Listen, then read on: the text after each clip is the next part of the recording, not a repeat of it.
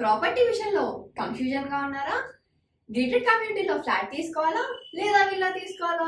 మన పిల్లల భవిష్యత్ కోసం ఓపెన్ ఫ్లాట్ తీసుకోవాలా? మన హైదరాబాద్ లో ఏ లొకేషన్ లో కొంటే మంచి అప్రిసియేషన్ వస్తుంది? మరి నమ్మకమైన ప్రాపర్టీ కొనాలంటే నమ్మకమైన గైడ్ కావాలి కదా. ప్రాపర్టీ అడ్వైజర్ కోసం సంప్రదించండి వరాహస్వామి ప్రాపర్టీ గూగులర్. కాంటాక్ట్ 7207218485. జై శ్రీమన్నారాయణ. ప్రియ భగవద్బంధులకు, యూట్యూబ్ ప్రేక్షకులకు, వీక్షకులకు అందరికీ కూడా నమస్కారం. కార్యక్రమాన్ని ప్రారంభం చేసేటువంటి ముందు చక్కటి శ్లోకంతో కార్యక్రమాన్ని ప్రారంభం చేసుకుందాం.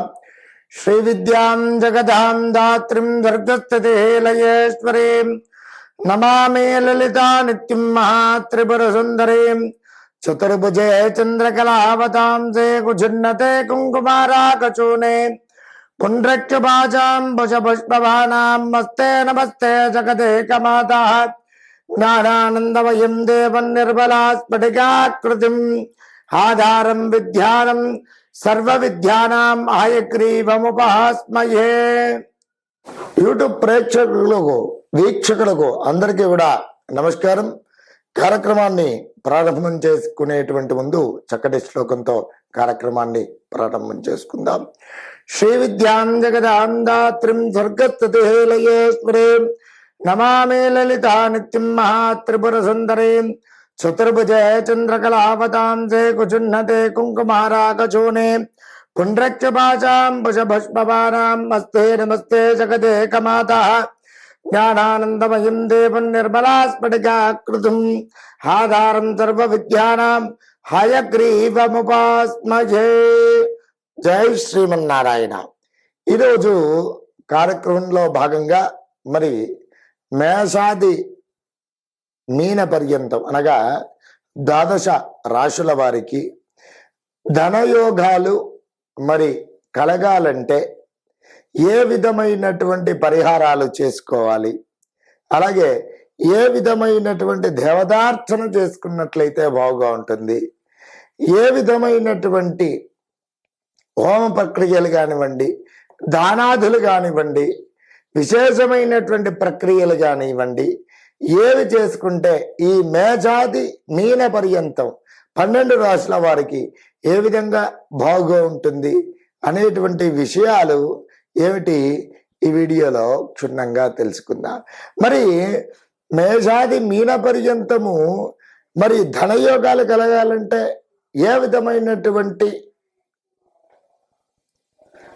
రాశితత్వ ఆధారంగా గ్రహ రాష్ట్రాధిపతి అయినటువంటి గ్రహాలు కూడా అనుకూలంగా ఉండాలి.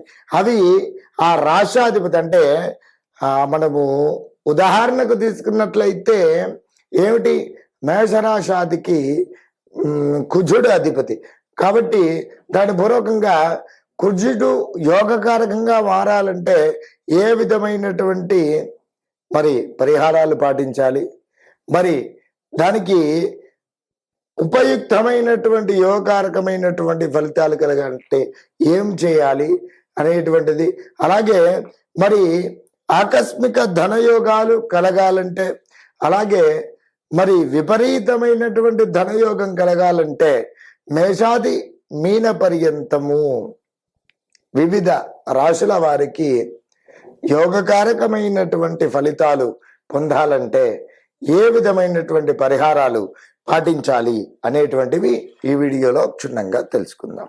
ఆకస్మిక ధనయోగము అలాగే ఆర్థిక పరమైనటువంటి విషయాలలో మంచి పురోభివృద్ధి సాధించడానికై గనక చూసుకున్నట్లయితే పరిహార మార్గాలలో భాగంగా ముఖ్యంగా మహాలక్ష్మి అమ్మవారి యొక్క మూల మంత్రముతో ఏమిటి హోమము అనేటువంటిది జరిపించినట్లయితే ఆకస్మిక ధనయోగం కలుగుతుంది. ఆ హోమము చక్కగా ఏమిటి బిల్వపత్రములతో చేసుకున్నట్లయితే ఆకస్మిక ధన ప్రాప్తి కలుగుతుంది. అలాగే పరిహార మార్గాలలో భాగంగా ముఖ్యంగా ఈ హోమ ప్రక్రియ చేసుకునేటటువంటి అప్పుడు శ్రీ సూక్తంతో కూడా హోమం అనేటువంటిది జరిపించినట్లయితే చాలా యోగకారకంగా ఉంటుంది. అలాగే ముఖ్యంగా అమ్మవారికి హోమం జరిపించేటువంటి రోజున తప్పకుండా ఏమిటి, దానిమ్మ గింజలతో హోమం అనేటువంటిది జరిపించండి.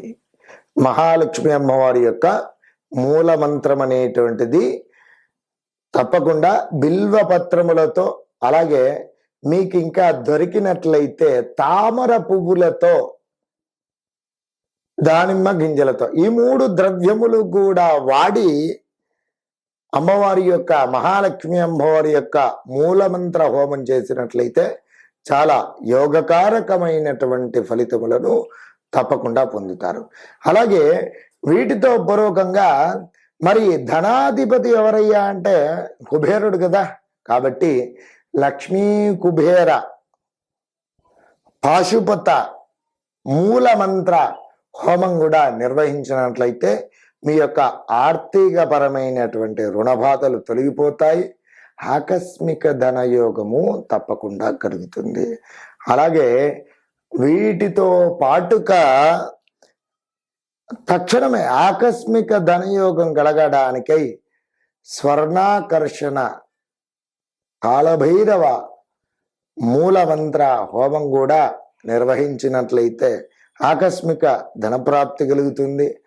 ఆర్థికపరమైనటువంటి విషయాల్లో మంచి యోగకారకమైనటువంటి పరిస్థితులను తప్పకుండా పొందుతారు.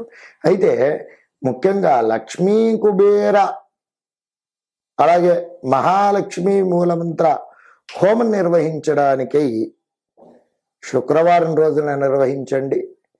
అలాగే స్వర్ణాకర్షణ కాలభైరవ మూలమంత్ర హోమము గనక చూసుకున్నట్లయితే ఆదివారము లేదా అమావాస్య, అష్టమి, నవమి తిథులలో గనక చేసుకున్నట్లయితే ఆకస్మిక ధనప్రాప్తి అనేటువంటిది కలగడము, అలాగే విశేషమైనటువంటి ధనాభివృద్ధి కలిగేటువంటి సూచనలు ఉన్నాయి. ఈ విధంగా చేసుకున్నట్లయితే 12 రాశుల వారు అందరూ కూడా చక్కగా యోగకారకమైనటువంటి పరిస్థితులను తప్పకుండా పొందుతారు. సింహరాశి వారికి ఆకస్మిక ధనయోగం కలగడానికై, అలాగే విశేషంగా మరి ధనయోగ పూర్వకంగా పడుతున్నటువంటి ప్రతిబంధక దోషములు కానివ్వండి, వాటికి పరిహార మార్గములు అనేటువంటివి ఈ వీడియోలో క్షుణ్ణంగా తెలుసుకుందాం. సింహరాశి వారు ఏ నక్షత్రాల వారు అవుతున్నారయ్యా అంటే ముఖ్యంగా మఘ నక్షత్రం 1, 2, 3, 4 పాదములు, అలాగే పుబ్బ నక్షత్రం 1, 2, 3, 4 పాదములు, ఉత్తర నక్షత్రం 1వ పాదం వల్ల వారు కలిసి ఏమిటి సింహరాశి వారు అవుతున్నారు. వీరి యొక్క జాతక లక్షణాదులు కనుక గమనించినట్లయితే వీరు అమరశిల్లు, విశాలమైనటువంటి ముఖవర్చస్సు కలిగినటువంటి వారు, సుందరమైనటువంటి దేహ రూప లావణ్యం కలిగినటువంటి వారు, మరి విశాలమైనటువంటి ముఖవర్చస్సు కలిగినటువంటి వారు, పెద్దల మాట వినేటువంటి వారు, వేద శాస్త్రముల యందు పరిజ్ఞానం కలిగినటువంటి వారు, ఆధ్యాత్మిక విషయాలలో మంచి నైపుణ్యం కలిగినటువంటి వ్యక్తులుగా చెప్పుకోవచ్చును. చదువుల యందు ఆసక్తి, ఆధ్యాత్మిక దైవ చింతన, అలాగే మధుర పదార్థముల యందు ఇష్టము, వేద సాత్విక భావముల యందు విశేషమైనటువంటి యోగకారకమైనటువంటి విశేషమైనటువంటి భావములను కలిగినటువంటి వ్యక్తులుగా వీరిని చెప్పుకోవచ్చును. ఇది వీరి యొక్క జాతక లక్షణాదులు. ఇక సింహరాశి వారికి రాష్ట్రాధిపతి సూర్యుడు ఆత్మకారకుడు కావడం పూర్వకంగా మరి వీరికి ఆకస్మిక ధనయోగాలు సిద్ధించాలి, అలాగే ఆర్థికపరమైనటువంటి విషయాలలో మంచి పురోభివృద్ధి సాధించాలి అని గనక చూసుకున్నట్లయితే మరి సింహరాశి వారికి రాష్ట్రాధిపతి సూర్యుడు అవడం పూర్వకంగా ఈ సింహరాశి వారు సూర్యగ్రహారాధన చేసుకోవడం పూర్వకంగా చాలా మంచి విశేషమైనటువంటి ధనయోగం కలుగుతుంది. మరి అలాగే ప్రతి ఆదివారమును కూడా సూర్యగ్రహ దీపారాధన చేసుకోవడం, సూర్యగ్రహ ఆరాధన చేసుకోవడం, సూర్యగ్రహానికి ఎరుపు రంగు వత్తితో, ఆవు నేతితో, ఎర్రని రంగు గల పుష్పాలతో సూర్యగ్రహానికి అర్చన చేసుకొని దీపారాధన చేసుకున్నట్లయితే యోగకారకమైనటువంటి ఫలితములను తప్పకుండా అనుభవిస్తారు. అలాగే ఈ ఆదివారం రోజున ఏదైనా సరే వైష్ణవ దేవాలయంలో గోధుమలతో కూడినటువంటి ప్రసాదం ఏదైతే ఉంటుందో అది చక్కగా అక్కడ భక్తులకు ప్రసాద వితరణ చేసినట్లయితే యోగకారకమైనటువంటి ఫలితాలను పొందుతారు.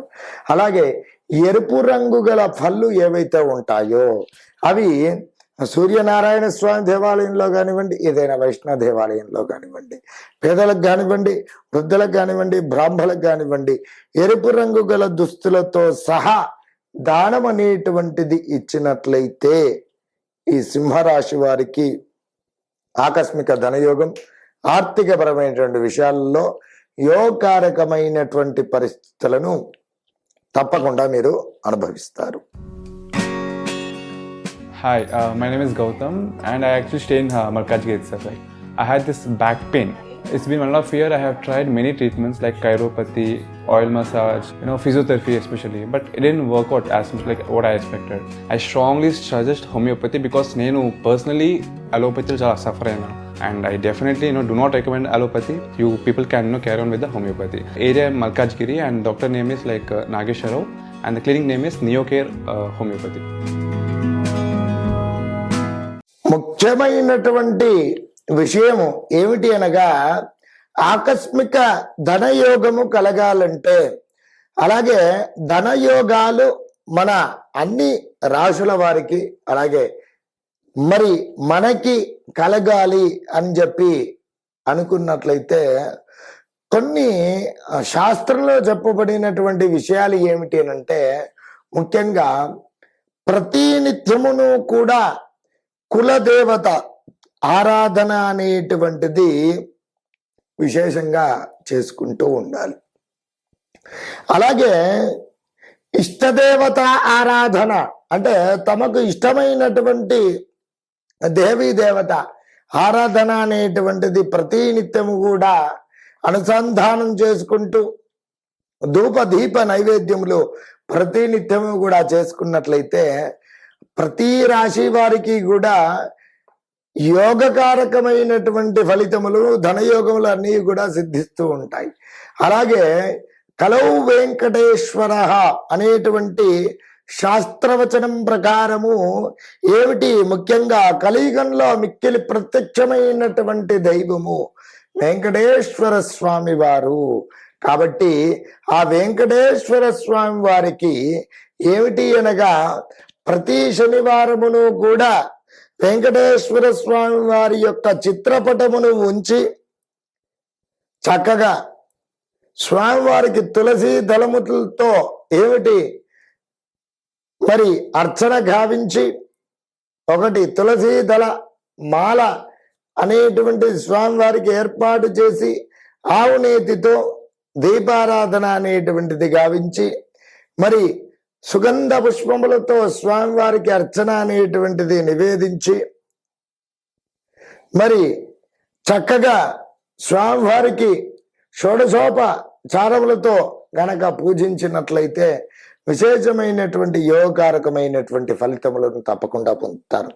అలాగే స్వామివారికి వెంకటేశ్వర స్వామి వారికి ఎవరైతే ఆర్థిక రుణ బాధలతో పీడింపబడుతున్నారో, అలాగే ఎవరికైతే ధనయోగము కలగాలని చెప్పి ఆశిస్తున్నారో స్వామివారికి చక్కగా ఏమిటి అనంటే వెంకటేశ్వర స్వామి వారికి ఒక తెలుపు వస్త్రము తీసుకొని దాన్ని చక్కగా ఏమిటి పసుపు కలిపిన నీళ్ళల్లో ఉంచి దాంట్లో కాస్త ఏమిటి పచ్చకర్పూరం కలిపి అందులో ఏమిటి కాస్త తడిపేసి చక్కగా మరి అందులో పసుపు కుంకుమ పచ్చకర్పూరము అలాగే 2 ఖర్జూరములు 2 వక్కలు 2 పసుపు కొమ్ములు మీ యథాశక్తి దక్షిణ అంటే ఏమిటి ఒక 100 రూపాయి కానివ్వండి 500 రూపాయి కానివ్వండి 1000 రూపాయి కానివ్వండి అందులో ఉంచి చక్కగా దాన్ని ముడి వేసుకొని స్వామివారి యొక్క ఆ ముడుపు కట్టినటువంటి ఆ వస్త్రమునకు చక్కగా తిరునామం అనేటువంటిది పెట్టి 9 శనివారములను కూడా ఆ వెంకటేశ్వర స్వామి వారి యొక్క ఏమిటి ఆ చిత్రపటం దగ్గర దీపారాధన చేసుకుంటూ దీనికి కూడా షోడశోపచార పూజములు అనేటువంటి చక్కగా జరిపించినట్లయితే మీ యొక్క ధనపరమైనటువంటి విషయాలలో యోగకారకమైనటువంటి ఫలితములను తప్పకుండా పొందుతారు. ఆర్థిక పరమైనటువంటి రుణ బాధలు తప్పకుండా తొలగిపోతాయి. ఈ విధంగా చేసుకున్నట్లయితే మంచి చక్కటి యోగకారకమైనటువంటి ఫలితము పొందుతారు. అలాగే ఈ 9 శనివారములు చేసుకున్నటువంటి పిదప ఎవరైనా మరి వెంకటేశ్వర స్వామి వారి యొక్క దేవాలయంలో హుండీలో వేసినట్లయితే, లేదా ఎవరైనా తిరుమల తిరుపతి వెంకటేశ్వర స్వామి వారి సన్నిధికి వెళ్ళినట్లయితే, వారికి ఇచ్చి పంపించినట్లయితే, ఆ హుండీలో వేసినట్లయితే మీ యొక్క కోరిక తప్పకుండా సఫలీకృతం అవుతుంది. అలాగే ఇక ఆకస్మిక ధనయోగములు, మంచి ధనయోగము కలగాలి అని అంటే, ఆర్థిక పరిస్థితులు మెరుగుపడాలంటే శుక్రవారం చేయాల్సినటువంటి ప్రక్రియ కూడా ఒకటి ఉంది అన్ని రాశుల వారు. ఏమిటనగా ప్రతి శుక్రవారమును కూడా చక్కగా అభ్యంగన స్నానమును ఆచరించి మరి ప్రాతకాలంలో నిద్రలేచే స్నాన సంధ్య అనుష్ఠానం చేసుకొని చక్కగా అమ్మవారికి ఏమిటి మహాలక్ష్మి అమ్మవారికి చక్కగా బిల్వ పత్రములతో అర్చించి ఆవు నేతితో ఎర్రని ఒత్తితో మహాలక్ష్మి అమ్మవారికి చక్కగా దీపారాధన చేసుకోవాలి. అలాగే గులాబీ పూలతో కానివ్వండి, ఎర్ర మాందార పూలతో కానివ్వండి మహాలక్ష్మి అమ్మవారిని అర్చన చేయండి. ఇలా 9 శుక్రవారములను కూడా చేయండి. ఈ విధంగా చేసినట్లయితే యోగకారకమైనటువంటి ఫలితాలను పొందుతారు. అలాగే ఈ 9 శుక్రవారములను కూడా కనకదార స్తోత్ర పారాయణం చేసుకోవడం పూర్వకంగా యోగకారకమైనటువంటి ఫలితములను తప్పకుండా పొందుతారు.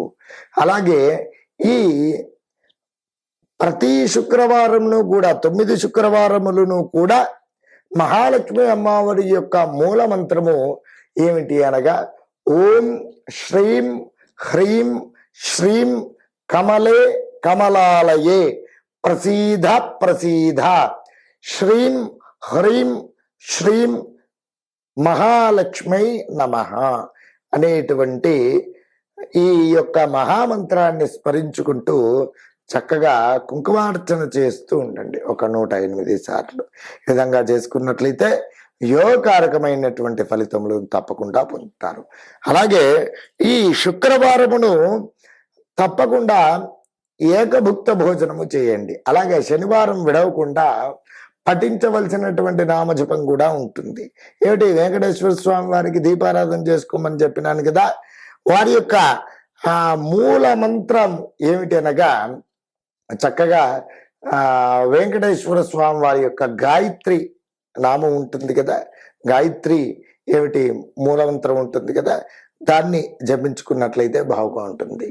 ఏమిటి ఓం నిరంజనాయ విద్మయే నిరాభాసాయ ధీమహి తన్నో శ్రీనివాస ప్రచోదయాత్ అనేటువంటి నామాన్ని ఏమిటి ఆ 9 శనివారములను కూడా చక్కగా పఠించుకుంటూ మీరు చక్కగా పూజ చేసుకున్నట్లయితే స్వామివారి యొక్క అనుగ్రహం, ఇటు చక్కగా అమ్మవారి యొక్క అనుగ్రహం అనేటువంటిది చక్కగా మీకు లభిస్తుంది.